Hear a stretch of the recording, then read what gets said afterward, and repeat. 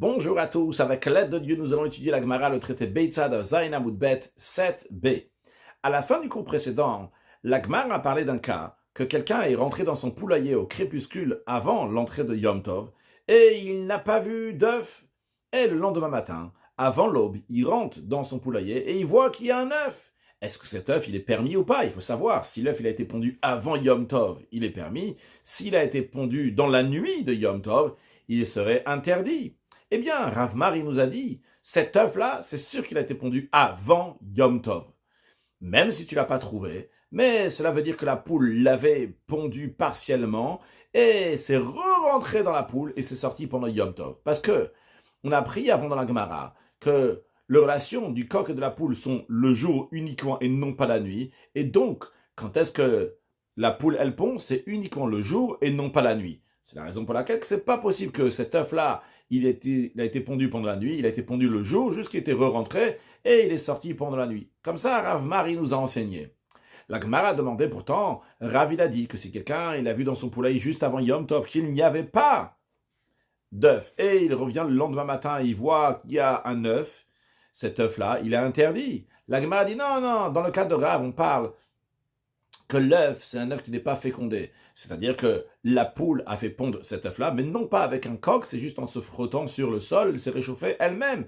Dans ces cas-là, ça peut être pondu aussi bien le jour que la nuit. Quand est-ce qu'on dit que la poule peut pondre uniquement le jour et non pas la nuit? Lorsque c'est un œuf qui est fécondé. Vu que les rapports entre le poule et le coq, c'est uniquement le jour, c'est la raison pour laquelle aussi qu'elle va pondre pendant le jour uniquement. Mais si c'est elle-même qui fait ses œufs seule, sans le coq, ça peut arriver aussi qu'elle va pondre pendant la nuit. La Gemara a dit dans ces cas-là, pourquoi Rav Bar il a dit que si quelqu'un il a trouvé un œuf le matin de Yom Tov alors qu'il n'avait pas vu au crépuscule avant l'entrée de Yom Tov, l'œuf il est permis. Peut-être il s'agit d'un œuf que la poule elle a fait qui n'est pas fécondé. C'est la raison pour laquelle que ça a été pondu pendant la nuit. La Gemara a dit dans le cas de Rav Mari, on parle qu'il y a un zachar, il y a un coq. Et vu qu'il y a un coq, c'est sûr et certain qu'elle a fécondé parce que s'il y a un coq, c'est obligé qu'elle va avoir un rapport avec le coq. Elle ne va pas se faire des œufs tout seul, elle va le faire uniquement avec le coq. Ça, c'est ce qu'on avait appris jusqu'à présent. Dans la dernière ligne de Daf Zayin Amud Aleph de 7a, la Gemara demande Vad Kama, et jusqu'à quelle distance de la poule un coq doit-il se trouver pour qu'on dit, on suppose que tous les œufs que cette poule a pondus sont fécondés. Amara Gamda Mishve de Rav, Rav Gamda, il a dit au nom de Rav, Kol heicha de shama kalabim. Tant que la poule peut entendre le chant du coq en journée, eh bien, on considère que la poule et le coq comptent ensemble, et ces œufs-là sont des œufs qui sont fécondés. Pourquoi spécialement il faut qu'elle entende en journée? Rashi nous dit des shama kalabimama, she'akol eino nishva bayom ki balayla, parce que le son, le bruit n'est pas aussi bien entendu la nuit que le jour. La nuit, on l'entend mieux. D'ailleurs, par ailleurs, c'est écrit qu'il y a le soleil qui tourne autour de la Terre pendant toute la journée, et ce qui fait un certain bruit, qui fait que le bruit n'est pas aussi clair que la nuit, qu'on ne l'entend pas. Et, d'ailleurs, dans Tosfot, on peut le voir, hein, c'est Tosfot en haut à droite, il dit que Vlona Kadbal Laila, on ne parle pas la nuit, Mishum de Tashmish Bayom, parce qu'ils ont des rapports le jour, donc ça nous intéresse à savoir que ils ont un rapport le jour, et donc elle entend, la poule entend le coq quand il fait jour. Et la Gemara nous dit que Avad Rav Mari Ouvda, il y a un cas qui s'est présenté chez Rav Mari, où quelqu'un a découvert donc un œuf dans un nid de poule, c'était un matin de Yom Tov avant l'aube, et il fallait savoir est-ce qu'il y a un coq ou il n'y avait pas de coq.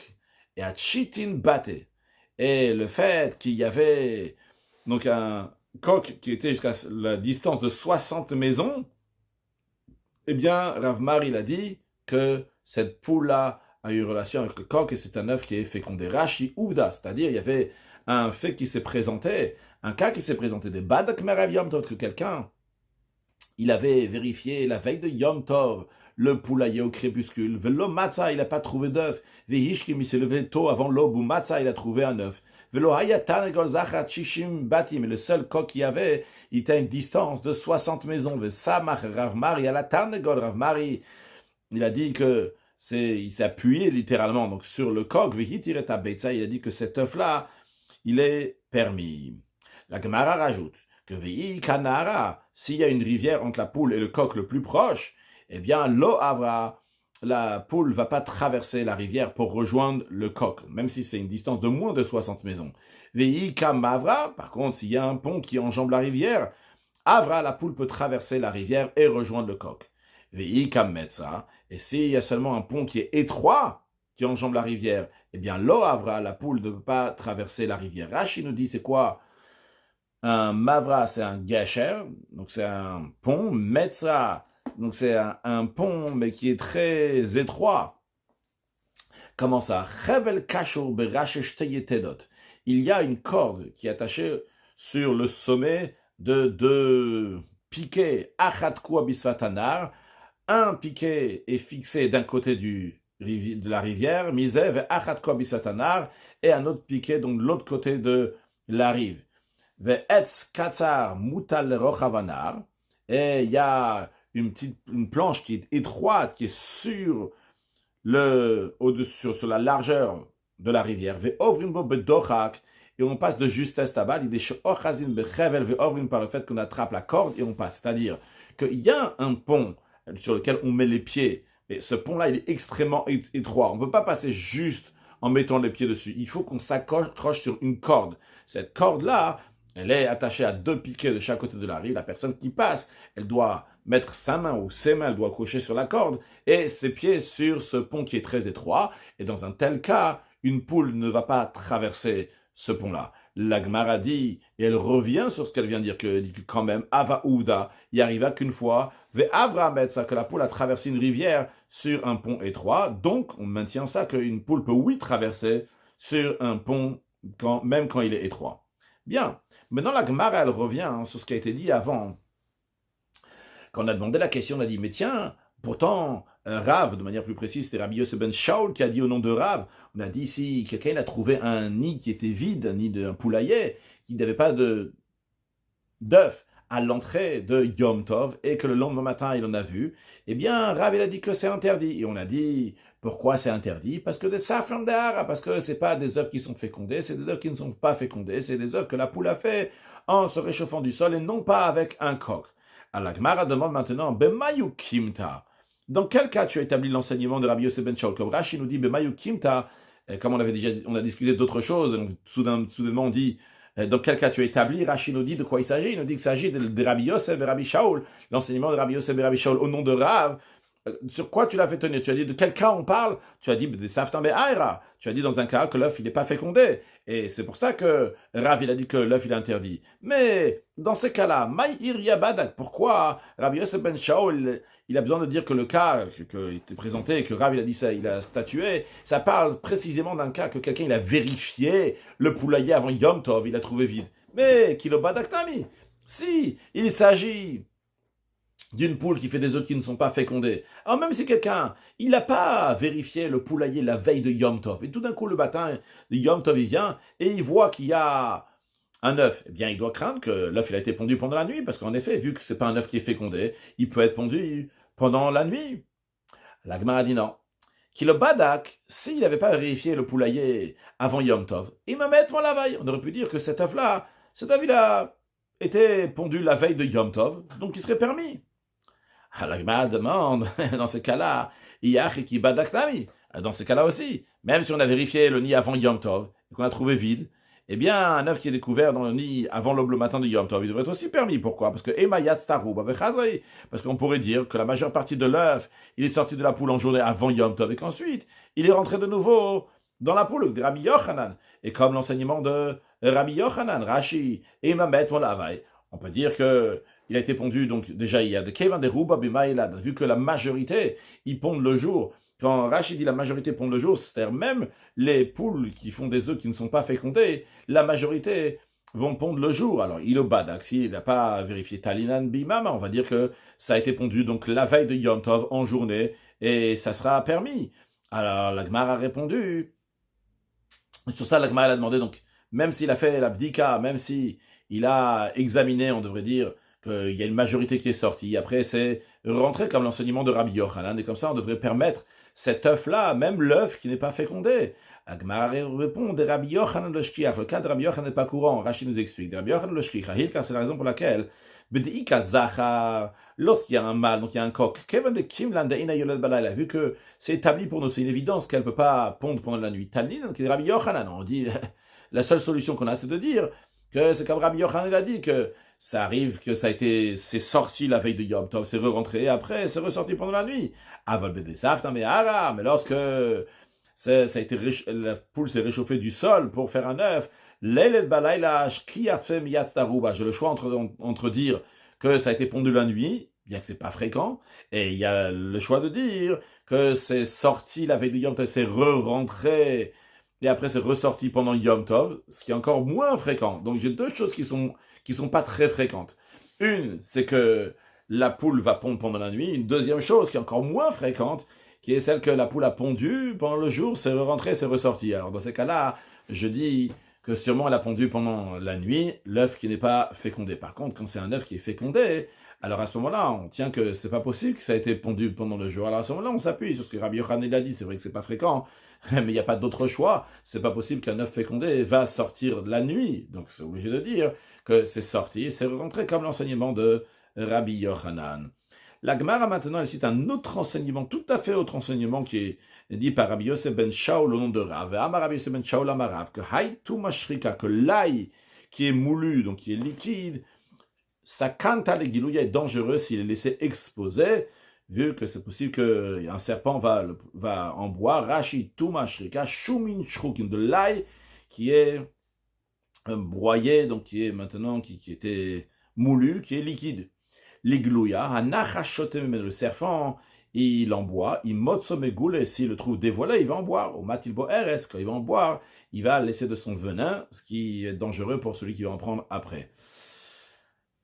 Maintenant, on revient à ce qu'on avait dit dans la Mishnah, dans le deuxième désaccord entre Beth Shammai et Beth Hillel, c'était en ce qui concerne à Pesach, la Torah interdit d'avoir du levain et la Torah interdit d'avoir du chametz. Le chametz, donc, c'est un des 5 céréales, le blé, l'orge, l'épeautre, l'avoine et le seigle, qui a été en contact avec de l'eau plus que 18 minutes. À partir de 18 minutes, c'est du chametz.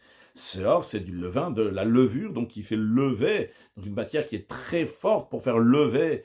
Tu en mets un peu dans de la pâte et ça va faire lever la pâte, donc c'est comme son nom l'indique, donc du levain, de la levure. Mais ce n'est pas exactement la même chose, en tout cas c'est la même idée.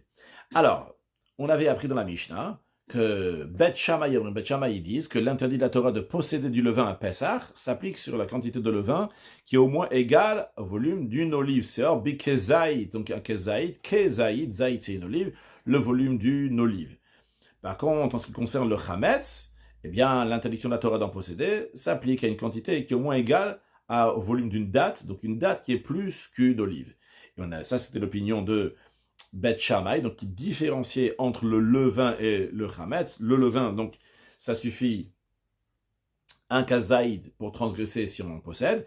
Par contre, pour le chametz, c'est uniquement si on possède donc une quantité d'une kotevet, donc d'une date qui est plus. Et Beth Hillel lui dit non, le chametz et le levain, les deux, dès que la personne a une quantité qui est égale à une olive, eh bien la personne, elle transgresse. Donc Beth Hillel ne fait pas de différence. Il dit aussi bien le levain et aussi bien le chametz. Les deux, c'est dès qu'il y a un kazaït, la personne, elle transgresse. Par contre, encore une fois, d'après Beth Shammai, il y a une différence. Le seor, le levain, c'est dès que la personne a un kazaït, le volume d'une olive. Et pour le chametz, il faut avoir une mesure d'une date pour transgresser. Elle demande, Maïtamu de Beth Shammai, quelle est la raison de Beth Shammai? Gemara répond, Beth Shammai te dit, Imken, si c'est ainsi que les deux interdictions, ils s'appliquent à la même quantité, lire Tovra Chamana Chametz velo Baïseor, la Torah aurait pu écrire seulement le Chametz.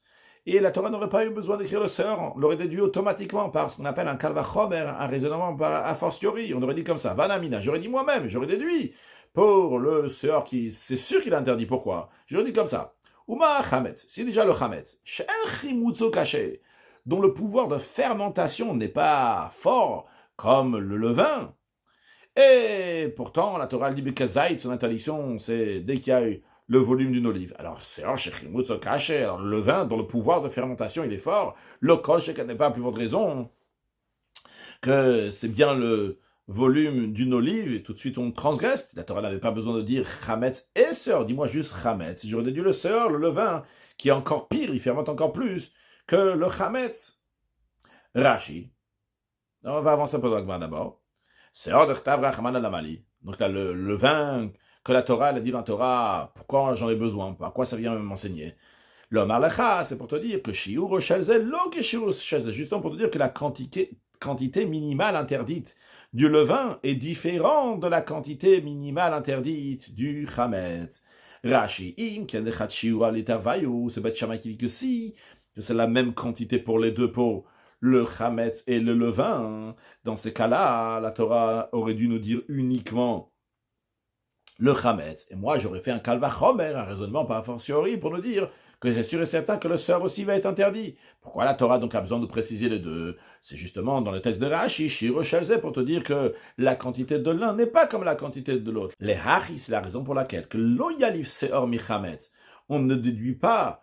La Torah t'a pas laissé déduire, faire le raisonnement par a fortiori pour déduire le levain du chametz. Parce que ce n'est pas la même mesure. Mishum de chametz bekakotevet, parce que le chametz, sa mesure d'après Bet Shammai, c'est si tu en possèdes le volume d'une date. Donc, delotema dayo lavominadin liot kanidon, pour que tu ne dises pas que ça suffit de ce que je déduis par le raisonnement par a fortiori qui va être comme le sujet principal, c'est-à-dire le din ici, c'est le kalvachomer, c'est le raisonnement par a fortiori. Donc j'aurais dit, ça suffit, et j'aurais mis la même quantité, le seor, comme le chametz. De la même manière que le chametz, c'est interdit d'en posséder à partir du volume d'une date, de la même manière aussi, le seor que je déduis par le din, par le kalvachomer, par le raisonnement par a fortiori, je déduis le levain du chametz, je vais le mettre comme la source d'où je le déduis, c'est quoi?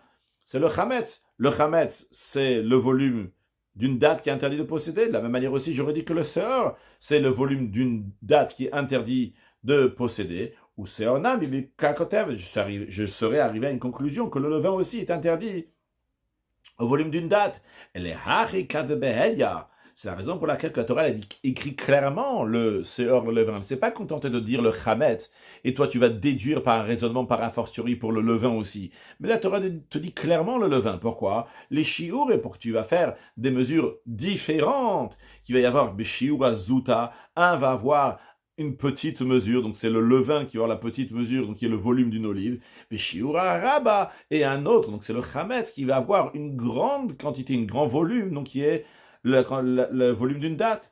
Ou le hachi nakat kotevet, et Rashi nous dit que c'est la raison pour laquelle que Bet Shammai dit en ce qui concerne le chametz, donc une kotevet, donc une date, behachi aveyatuve data, que on voit dans le traité Yoma, là-bas ça parle de Yom Kippour, le jeune Yom Kippour, que si quelqu'un il mange quelque chose qui a le volume d'une kotevet, d'une date, par cela son esprit se tranquillise, elle s'est apaisée. Ça c'est une des raisons qu'on peut dire pourquoi il a pris pour le chametz kotevet, donc le volume d'une date. Inami, oui, on peut dire une autre raison, que shiur, que ces shiur, donc ces quantités, sont des quantités qui ont été données à l'achal Moshe Sinai, quand on dit les shiurim ici, donc c'est kabeitza, kazaït, ça peut être aussi donc la bar mitzvah, tout ce qui est donc mesure, tout ça, donc c'est halacha le Moshe Sinai, c'est des halachot qui ont été transmis par Moshe Rabbeinu, il n'y a pas de raisonnement d'après ça. D'après la première raison de Rashi, il y a un raisonnement, c'est que le kotevet, tu as mangé la taille, le volume d'une date, eh bien l'esprit s'est apaisé. D'après la deuxième explication, c'est comme ça, ça a été décidé. Bien, en tous les cas, donc on a bien compris ce que Bet Shammai il a à dire. Bet Shammai te dit, la Torah t'a précisé aussi bien le chametz et le seor, pour te dire que chacun d'eux, il a sa particularité, et il a sa mesure, et ne fait pas une déduction du chametz pour le seor, pour le levain. Ça, c'est l'opinion de Bet Shammai. Ou Bet Hillel. Bet Hillel te dit, non, c'est nécessaire que la Torah, elle te dit aussi bien le chametz et aussi bien le levain. Commençons d'abord à voir qu'est-ce qui serait passé si la Torah aurait écrit seulement le levain. Eh bien, Hava Mina, j'aurais dit, le levain, lui, la Torah, elle interdit pourquoi? Parce que il a un pouvoir de fermentation qui est fort. La Torah l'interdit. Mais le chametz, dont le pouvoir de fermentation n'est pas fort. Alors, Emalo, j'aurais dit non, que c'est pas interdit. C'est la raison pour laquelle c'est nécessaire que la Torah doit te dire que le chametz aussi, il est interdit. Maintenant, la Torah aurait pu écrire que chametz. Chametz, sa fermentation n'est pas fort. Mais si la Torah aurait écrit seulement le chametz, c'est pas le levain, j'aurais dit, bah, le chametz, ça t'aurait interdit. Pourquoi? Parce que le chametz, il est comestible. Aval seor shen raoui l'achila. Mais le levain qui est pas comestible, si tu veux pas le manger, ce levain, et malo, dans ce cas-là, c'est pas interdit d'en posséder. Et tzricha, c'est la raison pour laquelle c'est nécessaire que la Torah va te dire explicitement que le levain, il est interdit. Donc, en tous les cas, on voit clairement qu'il y a une raison pour que la Torah, elle te dit aussi bien le chametz et aussi bien le levain, mais il n'y a pas de raison de dire que c'est pour te dire que c'est différentes quantités. Les deux, d'après Beth Hillel, c'est dès que quelqu'un il en possède, donc la quantité d'un kazaït, de volume d'huile d'olive, à ce moment-là, il transgresse.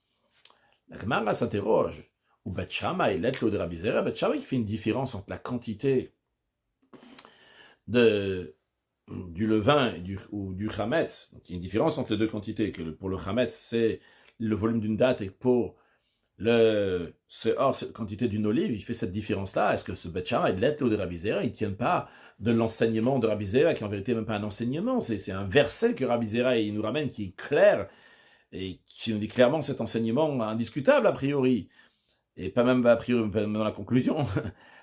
Rabbi Zera, il dit comme ça, Patach hakatuv b'seor v'siyam bechametz. Il y a un verset dans la Torah, on va le voir dans Rashi dans un instant, qui commence à nous parler du seor, du levain, et comme ça, il y a une bifurcation, il détourne, il parle tout soudainement du chametz. Comment ça se fait?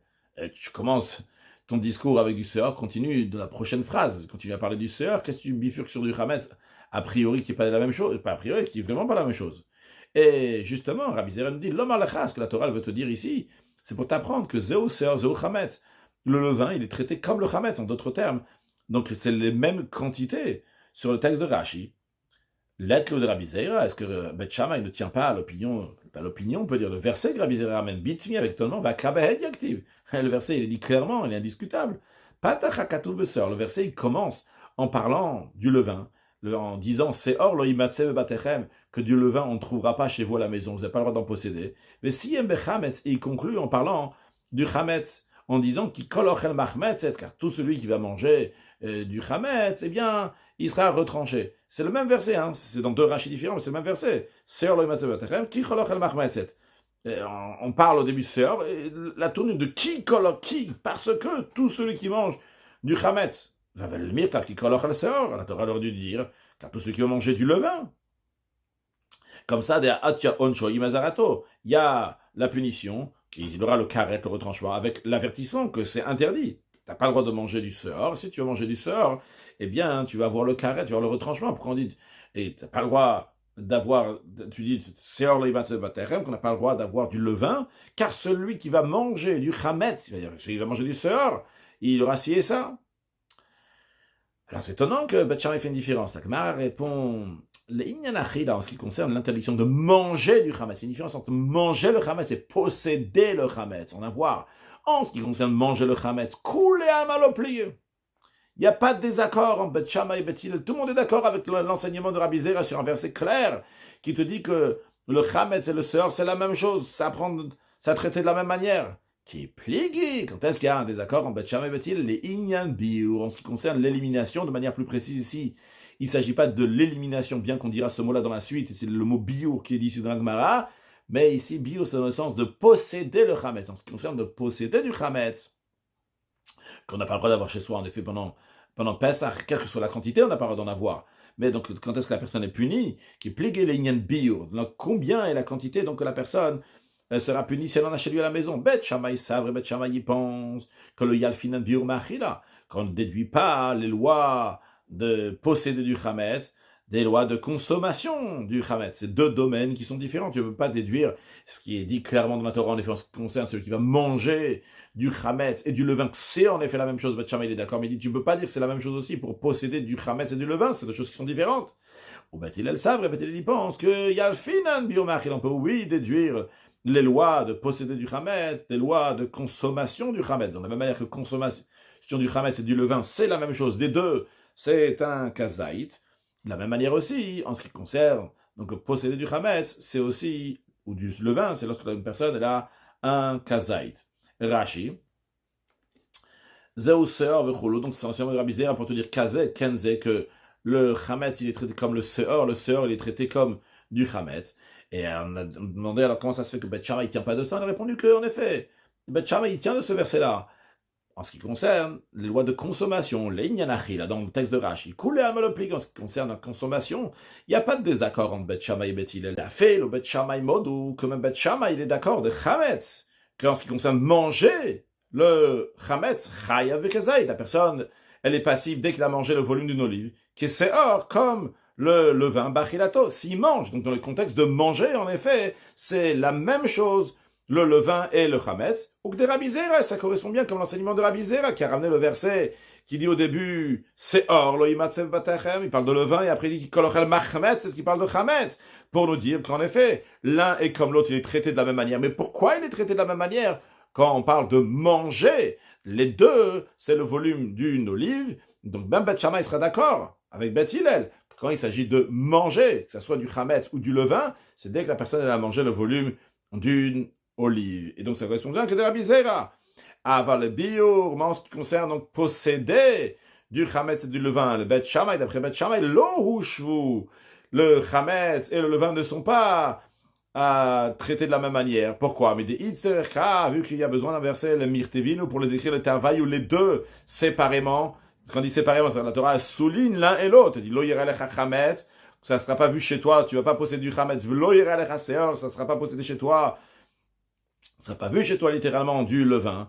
Alors, le fait qu'on a dit les deux séparément, loyal finan, c'est la raison pour laquelle on ne va pas déduire. Qu'est-ce qu'on aurait pu déduire? Le même air de dire. On aurait dit de la même manière qu'en ce qui concerne la consommation, hishua katuv, le verset a comparé, a mis à pied d'égalité, achilat chametz, manger le chametz, il a mis la même chose des biur pour éliminer, pour ne pas posséder du levain, ne pas posséder du levain sans kezaït, et manger du chametz aussi. C'est l'interdiction à kezaït. Mais on va pas dire que af le biur ou ishval de la même manière aussi, en ce qui concerne posséder du chametz, ça sera la même quantité qui est aussi le volume d'une olive.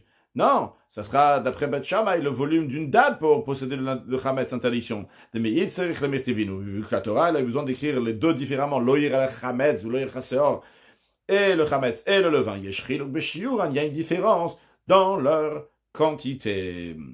La Gemara a dit que Itmar Namiyahi, en effet, on a aussi enseigné comme ça dans la synagogue, dans le lieu d'étude. Amar Rabbi Yosef Bachanina, Rabbi Yosef Bachanina a dit que Machloket Enyem la controverse entre Bet Shammai et Bet Hillel, est uniquement sur l'élimination du chametz, c'est-à-dire donc sur la possession du chametz. Avalé Inyan Achila, en ce qui concerne manger du chametz, d'ivre à kol zevaz bekazai, tout le monde est d'accord que manger du chametz, on est passible lorsqu'on mange le volume d'une olive. Le désaccord est uniquement pour posséder du chametz, que d'après Bet Shammai, et posséder, c'est interdit uniquement s'il a possédé le volume d'une date. Et la Gemara dit que Tanya Namiyachi, on a aussi enseigné comme ça dans une braïta, comme Rashi nous dit que Tanya Namiyachi, le biur déplie, que le désaccord, il est pour le biur chametz, c'est-à-dire donc pour posséder du chametz. C'est ça, ils sont désaccords, velo ba'achila, et non pas pour manger. Pour manger, ils sont d'accord que le chametz et le seur, les deux, c'est le volume d'une olive. Où est-ce qu'on voit ça dans la braïta? Sur le texte d'Agmara, velo ira elecha chametz, velo ira elecha seur, ça ne sera pas vu chez toi du chametz, et qu'il ne sera pas vu chez toi du levain. Zeu machloket sheben Bet Shammai et Bet Hillel. Sur ça, il y a un désaccord, une controverse entre Bet Shammai et Bet Hillel. Chez Bet Shammai dit seor bekezayid, ve chametz bekoteret. Que le levain que la Torah a interdit de posséder, c'est le volume d'une olive, et le chametz que la Torah a interdit de posséder, c'est le volume d'une date. Bet Hillel dit zeva bekezayid. L'un et l'autre, le levain et le chametz, les deux, l'interdit s'applique à le volume d'une olive. Bien. Maintenant, on va passer à la troisième controverse entre Bet Shammai et Bet Hillel que nous avons vu dans la Mishnah. On rappelle ce qu'on avait dit dans Daf Bet Amudal tout au début, que c'est Mikule Bet Shammai, Mechumre Bet Hillel. C'est trois cas dans lesquels Bet Shammai, ils sont indulgents, et Bet Hillel, ils sont stricts. On a vu trois cas. Le premier, c'était à propos de l'œuf qui a été pondu, donc Yom Tov. Le deuxième, c'est celui qu'on a discuté jusqu'à présent, ce qui concerne donc le Chametz et le Seor et le levain. Et le troisième, c'est en ce qui concerne donc celui qui a fait la shrita pendant Yom Tov. Tout d'abord, expliquer que pendant Yom Tov, on a le droit de faire la shrita d'un animal pour le manger pendant Yom Tov, c'est tout à fait permis. Une deuxième chose à savoir, que ce soit Yom Tov ou pas, la Torah elle dit que lorsqu'on fait la shrita d'un animal sauvage et d'une volatile, donc un animal sauvage par exemple le cerf, et une volatile, donc par exemple une coque, une poule, un oiseau, eh bien la Torah dit que ces animaux-là, donc une bête sauvage et les volatiles, eux, il faut couvrir leur sang après avoir fait la shrita. Pour couvrir le sang, il faut avoir de la terre pour couvrir le sang. Alors maintenant, on va relire ensemble dans Daf Bet Amoud Bet ce que j'appellerais les 3 clauses de la Mishnah. Quand je dis les 3 clauses, on commence à partir de la 4e ligne. La première clause qui nous dit à la fin de la 4e ligne, Shochet Chaya ve'ov beyom tov, que celui qui fait la shrita d'une bête sauvage et d'un oiseau pendant Yom Tov, Bet Shammai yomrim yarpor badek avichas, et Bet Shammai ils disent, il va creuser avec une pelle et il va recouvrir, ce que j'appelle la première clause de la Mishnah. Deuxième clause, où Bet Hillel omrim, Bet Hillel dit, lo yishrot, il n'a pas le droit de faire la shrita. Ela imken yalo afar muchan bod yom, uniquement s'il avait déjà de la terre qui était prête avant l'entrée de Yom Tov. Troisième clause, où modim shim shachat shiyarpor badek avichas, Bet Hillel est d'accord que s'il a déjà fait la shrita pendant Yom Tov, il n'avait pas de terre, eh bien, qu'il va creuser avec une pelle et il va recouvrir ce sang. Maintenant, voyons ce que l'Agma a à dire sur le sujet. Hashochet chaya ve'of be'yom tov. Si quelqu'un procède à l'abattage d'un animal sauvage ou d'une volatile pendant Yom Tov, etc. Alors l'Agma tire une déduction de la manière que ça a été formulé la Mishnah. La manière qu'on a dit, c'est Hashochet. Si quelqu'un a fait l'abattage, sous-entendu qu'il ne fallait pas faire l'abattage. Diavad, si ça a déjà été fait, oui, alors à ce moment-là, on te dit, Betchan, il te dit, bah, vas-y, tu as déjà fait l'abattage, alors que tu n'avais pas de terre, il n'y a pas le choix maintenant, l'abattage est déjà fait, il y a du sang ici à couvrir, creuse et couvre le sang. Mais les khatri là, mais a priori, avant l'abattage, si quelqu'un vient et dit à Bet Shammai, j'ai pas de terre, est-ce que je peux aller faire la shrita? Non, Bet Shammai dit non, t'as pas de terre, t'as pas le droit de faire la shrita. Comme ça, c'est sous-entendu l'expression de la première clause de la Mishnah quand on dit Hashochet, Rashi Hashochet. Diavad, sous-entendu que c'est a posteriori. Ishachat mashma, sous-entendu que s'il a fait la shrita, mais la khatrila, a priori, lo shari le Bet Shammai lishrot, Bet Shammai ne permet pas de faire la shrita. Elle a imken ishlo afar muchan tichoach, uniquement si il a de la terre qui est déjà meuble, de la terre donc qui est effritée, et comme de la terre effritée comme la poussière, pas la poussière, mais en tout cas des petits morceaux, pas morceaux, mais pas des morceaux de terre, c'est la terre quoi, qui est tichoach, qui est meuble, et bien à ce moment-là, donc il peut faire la shrita sans aucun souci. Mais si il n'a pas, alors Bet Shammai te dirait, t'as pas le droit. Mais si t'as déjà fait, bon, ok, vas-y creuse. Ça, c'est comme ça, c'est sous-entendu de la première clause. Maintenant, la Gemara dit Ema Sefa, disons la fin. Quand on dit la fin, donc ici, c'est donc la deuxième clause, la suite. Ou Bet Hillel l'homme, il y a une deuxième opinion. C'est quoi la deuxième opinion? Bet Hillel, ils disent Lo yishrot. Il ne doit pas faire la shrita. Alors, le fait que Bet Hillel dise il ne doit pas faire la shrita, donc à moins qu'il a déjà de la terre prête, il permettra de faire la shrita s'il a déjà de la terre prête pour recouvrir le sang. Mais sinon, lo yishrot, il ne doit pas faire la shrita. Alors, cette expression-là, lo yishrot, si quelqu'un vient chez moi, il me dit, il vient chez Bet Hillel, il dit, qu'est-ce que t'en penses, Bet Hillel? Je peux faire la shrita, j'ai pas de terre. Bet Hillel va lui dire non, lo yishrot. Donc, si on dit que ça c'est la deuxième clause, et c'est une deuxième opinion, l'opinion de Bet Hillel qui dit, t'as pas le droit de faire la shrita si t'as pas de terre, miklal, ils font déduire de là des Tanakama, que le premier Tana, la première opinion, donc celle de Bet Hillel, ça va Yishrot, qui pense qu'il peut oui abattre. Et c'est très étonnant, comme Rashi nous dit, Tanakama, ça va Yishrot. Tu dois dire que le Tanakama, la première opinion, il dit que tu peux oui faire la shrita, bitimia, c'est une question, c'est étonnant. Ve Ashochet Kama, pourtant dans la première clause, on a dit Ashochet, celui qui a fait la shrita, sous-entendu, s'il a déjà fait la shrita, mais il y a quelque chose qui ne va pas. Dans la première clause, on te dit, d'après Bet Shammai, tu vas dire, je peux faire la shrita, j'ai pas terre, il va te dire non.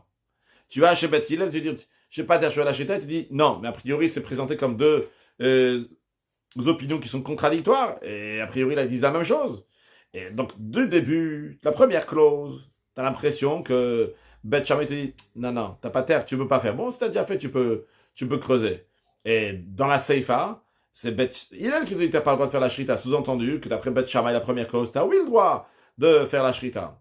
Alors, la Gemara a dit, non, halokaja, c'est pas une difficulté. Ça se comprend tout à fait. On maintient ce qu'on a dit, que même d'après Bet Shammai, la première clause, il ne faut pas faire la shrita si tu n'as pas de terre. Aïe, qu'est-ce que ça veut dire que Bet Hillel, il dit lo yishrot dans la deuxième clause?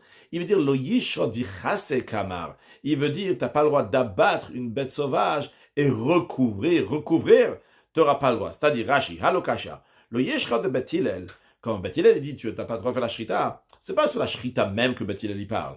C'est uniquement sur le fait de recouvrir avec de la terre que tu vas creuser. Sur ça, Bet Hillel répond à Bet Shammai. Et comme ça, ils disent Bet Hillel, lo yigmor ma'asa shrita, lo yishrot, il ne va pas finir l'action de la shrita. Il a qui se recouvrir. Rashi lo yishrot vichas, c'est ce que Bet Hillel veut dire. Il n'a pas le droit de faire la shrita et recouvrir. Afal piche shachat, même s'il a fait la shrita, lo yigmor. Il ne doit pas finir la shrita. Donc d'après l'explication de Bet Hillel et Bet Shammai à ce stade-là, on dit que le désaccord en Bet Shammai et Bet Hillel, c'est pas sur la shrita elle-même. Sur la shrita elle-même, et Bet Shammai et Bet Hillel, ils vont te dire, t'as pas de terre, fais pas la shrita. Le désaccord sera, une fois qu'on a déjà fait la shrita, Bet Shammai te dit, aïe, aïe, aïe, il fallait pas faire la shrita, t'as pas écouté, bon, c'est pas grave, maintenant, écoute, il faut recouvrir le sang, va creuser et recouvrir. Et Bet Hillel te dira, non, non, non, le yishrot, il doit pas conclure cette action de shrita, il peut pas creuser, il y a rien à faire, il peut pas creuser. Donc sur la shrita, tout le monde d'accord, Bet Shammai et Bet Hillel, il faut pas faire la shrita. Maintenant, si tu as déjà fait la shrita, alors à ce moment-là, c'est là qu'il y a le désaccord en Bet Shammai et Bet Hillel. Bet Shammai va te dire, bon, creuse et recouvre le sang. Et Bet Hillel dit, non, tu n'as pas le droit de creuser et de recouvrir le sang. La Gemara a dit, mais j'ai un problème avec cette explication-là. Ima Seifa, disons la troisième clause, donc la Seifa, c'est la fin, donc c'est la suite de ce qu'il dit après. Qu'est-ce qu'il dit juste après dans la Mishnah? Ou Modim, Bet Hillel, ils sont d'accord. Shim Shachat, que s'il a oui fait la shrita, bon, s'il a déjà fait la shrita, chez Yarpor Bedek Avichazet, c'est quoi? Il dit, bon, maintenant tu peux creuser avec une pelle et recouvrir le sang. Si Bet Hillel il nous dit que si tu as déjà fait la shrita, tu peux creuser et recouvrir du sang, Mikal de Reisha, on peut en dire que dans la première clause, l'opinion de Bet Shammai, l'Avdiavad, Bet Shammai, il n'est pas en train de parler à Bet Diavad dans un cas où c'est déjà fait, mais il ne fallait pas le faire, c'est pas possible, parce que ça, c'est ce que Bet Hillel nous dit clairement. Parce que ce qui en conclut, si on voit la deuxième et troisième clause, c'est qu'on comprend que Bet Hillel te dit, si t'as pas terre, il faut pas faire la shrita. Et tu dis, si t'as quand même fait la shrita, et à ce moment-là, donc tu vas creuser. Donc on peut pas dire que dans la première clause, Bet Shammai dit, t'as pas le droit de faire la shrita, hachochet, t'as pas le droit de faire la shrita, mais bon, si t'as quand même fait, tu vas recouvrir, c'est pas possible, parce que dans ces cas-là, Bet Shammai et Bet Hillel, ils disent la même chose. On est obligé de dire que la première clause, Bet Shammai n'est pas d'accord avec Bet Hillel. Alors en effet, la Gemara dit que bien sûr, ils sont en désaccord, Bet Shammai et Bet Hillel, sur la shrita elle-même. Est-ce qu'elle peut être faite lechatchila ou bediavad? Que d'après Bet Shammai, c'est lechatchila que tu pourrais faire la shrita, et d'après Bet Hillel, non. Comment ça? Il dit hashochet, l'expression de hashochet ici, Yamara, Barabay dit hachikama. Comme ça, la Mishnah veut dire hashochet sheba limelach. Ici, quand on dit hashochet, c'est un monsieur shochet, un égorgeur rituel qui vient consulter une autorité rabbinique pour savoir s'il peut ou pas abattre une bête sauvage, une volaille, bien qu'il n'ait pas de terre disponible pour recouvrir le sang. Bet Shammai, ils vont dire une chose, et Bet Hillel va dire une autre chose. Ketzadomerlo, la question est qu'est-ce que l'autorité rabbinique doit lui répondre? Bet Shammai, Bet Shammai disent, vas-y, shrot, pas de souci, va faire la shrita, chafor, après tu vas creuser, vechasser, tu vas recouvrir. Donc après Bet Shammai, le chatchila, t'as le droit de faire la shrita. Vous croyez qu'il y a l'expression de hashochet? C'est pas ici, on parle de hashochet si quelqu'un l'a fait. On parle ici hashochet sheba limal, après hashochet qui vient demander conseil, qu'est-ce qu'on va lui répondre? Et Bet Hillel dit, ou Bet Hillel l'omrim, lo yishrot elem kenei afamuchan beodio. Il n'a pas le droit d'abattre l'animal, on sait qu'on doit lui répondre, à moins qu'il n'ait de la terre prête depuis la veille. Rashi, hashochet sheba limalech. Ah, fagav hashochet de alma. Bien qu'en général, quand on dit hashochet, c'est diavat, c'est a posteriori, mais al kocha, quand on dit hacha ici, le chatchila, on parle ici dans le chatchila. Parce que quand on l'a prouvé avant, on est obligé de dire ça, parce que les deux troisième clauses de la Mishnah nous obligent à dire qu'au début de la Mishnah, on parle d'Hashochet, le Khatchila. Alors c'est quoi ici l'expression de Hashochet? On dit Hashochet shebal lishrot, un Hashochet qui vient abattre rituellement un animal. Ou balimal echlano. Il vient nous demander conseil. Maya, c'est qu'est-ce qu'il va faire? Mishrot imlav. Est-ce que j'ai le droit de faire la shrita ou pas? Oh, il ve'eno afatichor, vu qu'il n'a pas de terre qui est meuble. Alors Bet Shammai dit, vas-y, tu peux faire la shrita, tu vas recouvrir. Et Bet Hillel disent, non, t'as pas le droit d'aller faire la shrita. Ça, c'est comment Rabba, il explique l'opinion de Bet Shammai et de Bet Hillel. Rav Yosef Amar, Rav Yosef, il a une légère différence, on va voir dans la suite pourquoi. Hari Kamar.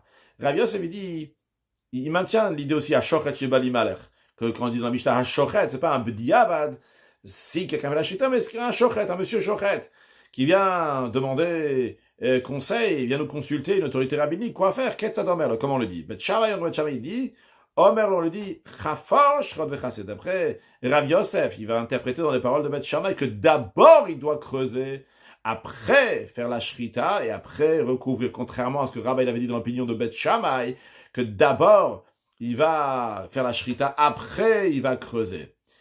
Ou Bet Hillel Omri, Bet Hillel, donc ce n'est pas de différence entre Rav Yosef et Rabba. Bet Hillel va interpréter dans les paroles de Bet Hillel que le Yishrot et la Imkanayelo Afar Muchan Bon Yom, la parole d'abat animal, à moins qu'il n'ait pas de terre prête depuis, à moins qu'il ait de la terre qui est oui prête depuis la veille, qu'à ce moment-là il a le droit d'abattre l'animal.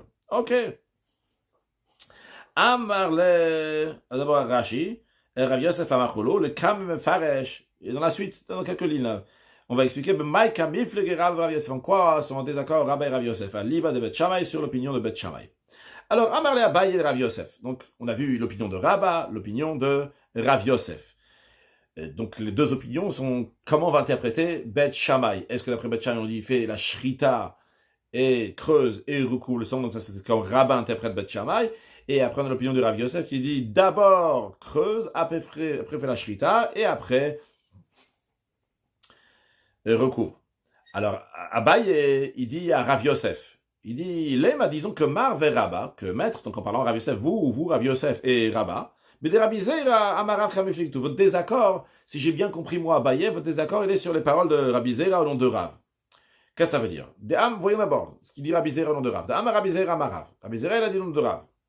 Hashochet, Sair Shitin, Afar Lemata, ve Afar Lemala. Ceux qui procèdent à l'abattage, il doit mettre de la terre sous le sang et au-dessus du sang. Quand on dit sous le sang, évidemment, donc c'est sur le sol, qui est sous le sang qui va tomber de l'animal. C'est-à-dire que si je prends l'animal, je l'égorge, il y a du sang qui va tomber sur le sol, mais vu que j'ai mis de la terre meuble sur le sol, il y aura de la terre meuble sous le sang qui est coulé de l'animal. Et en plus de ça, après, je dois rajouter de la terre meuble sur le sang. Donc, afar le matin, afar le mala. D'où Rabbi Zera, l'on de Rav, il apprend ça. Parce que la Torah a dit, il est dit, Veshafachet damo, il va faire couler son sang, Vechissa ou Be'afar, ce sang-là de recouvrir dans la terre. Afar le nemar. Il n'est pas dit, il recouvrira de terre. Et la Be'afar, il recouvrira dans la terre. Comment c'est dans la terre recouvrir? Mais là, ça nous apprend, ceux qui procèdent à l'abattage, ils doivent mettre de la terre sous le sang et au-dessus du sang. Donc ça, c'est ce que Rabbi Zera a dit au don de Rav. Alors maintenant, Abaye, il est en train de dire à Rav Yosef, démarre, il te de Rabbi Zera, maître. Donc Rav Yosef, il tient oui de l'opinion de Rabbi Zera. C'est la raison pour laquelle il dit qu'avant de faire l'abattage du rituel le jour de Yom Tov, il faut que d'abord il va creuser. Comme ça, il aura de la terre meuble pour mettre sous le sang, et il en aura aussi pour mettre au-dessus du sang. Vers Rabba, la tête de Rabbi Zera, et Rabba, il ne tient pas comme Rabbi Zera. C'est la raison pour laquelle il d'abord fait la shrita, et après tu vas creuser pour avoir la terre meuble pour mettre au-dessus du sang seulement. Rashi. Be'afar, mâche va sous-entendu nivlar qui se mélange, tamud be'afar, il est caché dans la terre, kodem akisui, déjà avant d'être recouvert par le au-dessus, donc au-dessus du sang de la terre, mais déjà en dessous il y en a. Rissa ou afar, et mâche ça aurait sous-entendu, de l'okapi de la kiss aussi, la Torah dit seulement afar, sans dire que c'est be'afar, ça aurait été sous-entendu que tout ce qui l'intéresse c'est uniquement, ce qui l'intéresse la Torah, c'est qu'on va recouvrir le sang, pas en mettre en dessous. Et donc ça, c'est votre désaccord entre vous, Rav Yosef, et Rabba, comme ça, Abaye dit.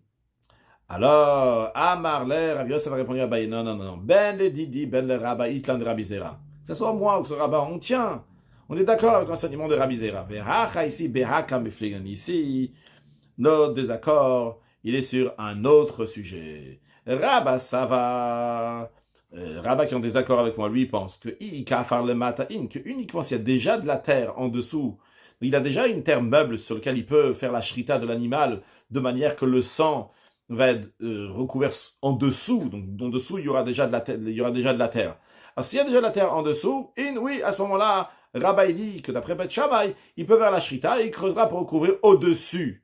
Mais s'il n'y a pas de la terre meuble déjà en dessous, le sang qui va couler, eh bien, l'eau, non, il n'a pas le droit de faire la shrita. Pourquoi? Parce qu'on craint que Dilma mim la veloshachit, parce qu'on craint que si tu vas lui dire, ok, creuse pour pouvoir mettre la terre meuble en dessous le sang, eh bien, la personne va changer d'avis, il va pas faire la shrita finalement, il aura creusé pour rien.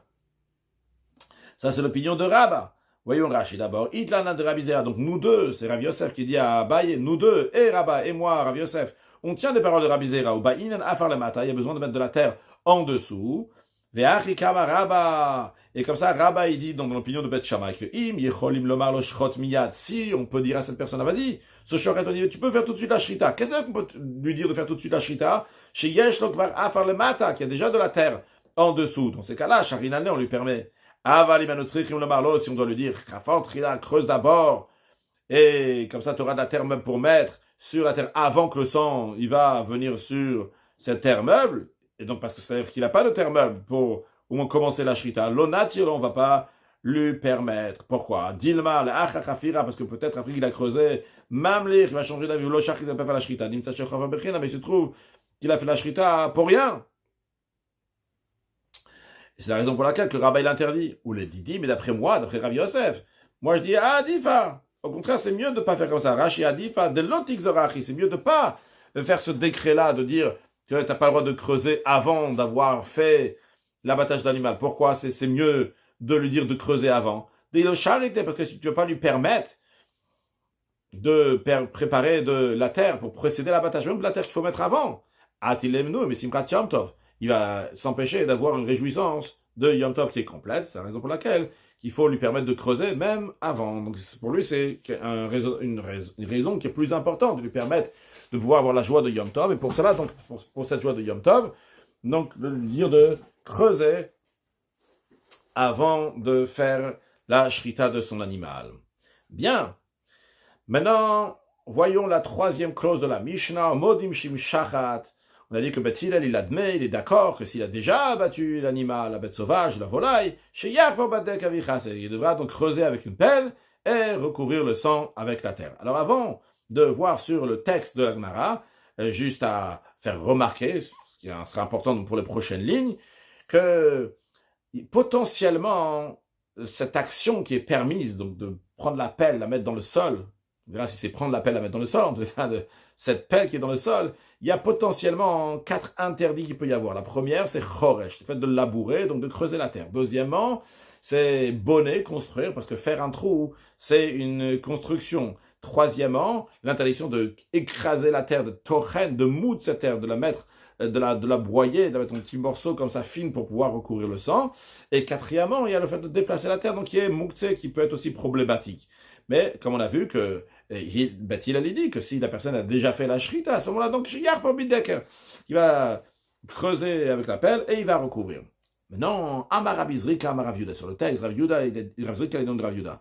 Vehu, ça que Beth Hillel lui permet de creuser dans la terre, recouvrir le sang. C'est uniquement s'il y a une pelle qui est plantée en terre depuis la veille avant Yom Tov. Ce qu'il a à faire maintenant, c'est juste comme ça, de prendre cette pelle qui est déjà dans le sol et hop, comme ça, enlever ce qu'il y a là-bas. Là, c'est permis. Ah, la Gemara dit, tiens, Rav Yehuda ici, il nous fait découvrir quelque chose d'autre. Rav Yehuda, il dit que la permission, c'est parce que c'est déjà creusé, quoi. Il a déjà creusé, il a déjà mis la pelle à l'intérieur. Et c'est pour ça que c'est permis. Et c'est quoi la précision ici? C'est qu'on va demander une question. Nous, on aurait pu penser que la raison pourquoi la personne elle a le droit de creuser d'après Beth Hillel, c'est parce que on a un commandement positif et un commandement négatif. Le commandement positif, c'est de recouvrir le sang.